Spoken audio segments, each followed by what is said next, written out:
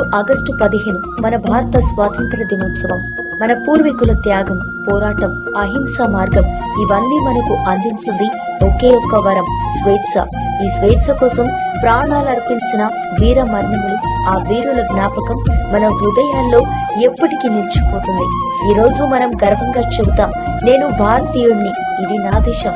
మన దేశాభివృద్ధి కోసం మనమే మార్పవ్వాలి, మనమే కర్తవ్యం నిర్వర్తించాలని కోరుతూ కానుక తెలుగు న్యూస్ తరపున మీకు స్వాతంత్ర దినోత్సవ శుభాకాంక్షలు. జై హింద్, జై భారత్. కన్నీటితో నింపినది మాతృభూమి స్మృతి.